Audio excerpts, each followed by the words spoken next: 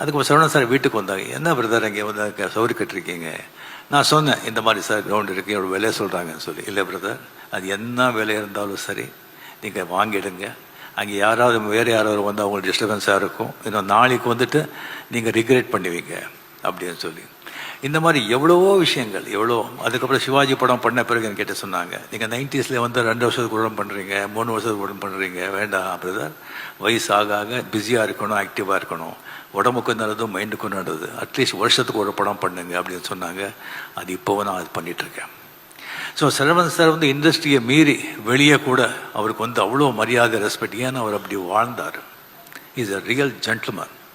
Even அரசியலில் வந்து எந்த அரசியலும் அவர் சார்ந்தவர் இல்லை, இருந்தாலும் எல்லா அரசியல் கட்சி தலைவர்களும், எம்ஜிஆர் சார் வந்து அவர் ஷரீஃபாக்கி அழக பார்த்தாரு, ஜெயலலிதா அவர்களும் அவர் மேலே அவ்வளோ அவ்வளோ மரியாதை, கலைஞர் சார் சரவணன் சார் மேலே எவ்வளோ மரியாதைங்கிறது சொல்லி தீராது. அப்படியே அந்த சிவாஜி படம் எல்லாருக்கும் உங்களுக்கு தெரியும். அது வந்து ஒரு அரசுக்கு எதிரியாக, நான் சொல்லியிருக்கேன் ஆல்ரெடி, அரசியல்வாதிகளுக்கு எதிராக எடுத்த படம். அது வந்து கலைஞர் சார் அந்த படத்தை பார்த்தது மட்டும் இல்லாமல் அது வெற்றிலாக வந்து கலந்து கொண்டு எல்லாருக்கும் வந்துட்டு சீஃப் கெஸ்டாக இருந்து கலந்து கொண்டு எல்லாருக்கும் கேடையை கொடுத்தாங்க. அது எதற்காகன்னு சொன்ன ஓன்லி ஃபார் சரவணன் சார், அந்த மரியாதை.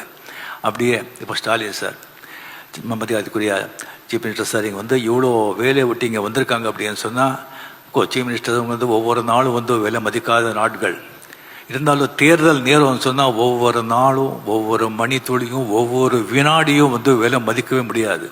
அந்த மாதிரி இருந்து கூட அது எல்லாத்தையும் விட்டுட்டு இங்கே வந்திருக்காங்க சொன்னால், இங்கே வந்திருக்கிறதுனால வந்து ஒரு 100 ஓட்டு ஒரு ஜாஸ்தி கிடைக்காது.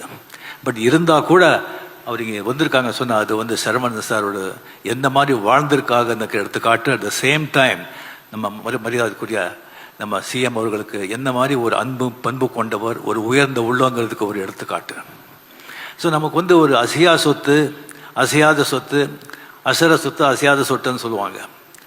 இதில் வந்து ஒரு அசையாத சொத்துக்கு தான் எப்போவுமே விலை ஜாஸ்தி, மதிப்பு ஜாஸ்தி.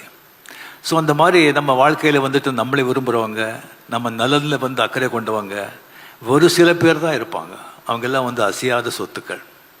அப்படியே வந்து எனக்கு வந்து ஒரு அசையாத சொத்துக்கள் இருந்தாங்க. K Balachandran sir, Cho sir, Panchu sir,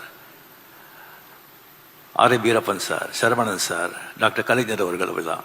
அது காலத்தின் சட்டமோ எனக்கு தெரியாது. நமக்கு யார் ரொம்ப விரும்புகிறோமோ, நம்ம யார் ரொம்ப மதிக்கிறோமோ, நம்ம யார் ரொம்ப பிரியமாக இருக்காங்களோ, அது காலம் வந்து சீக்கிரமாக கொண்டு போயிடுறது.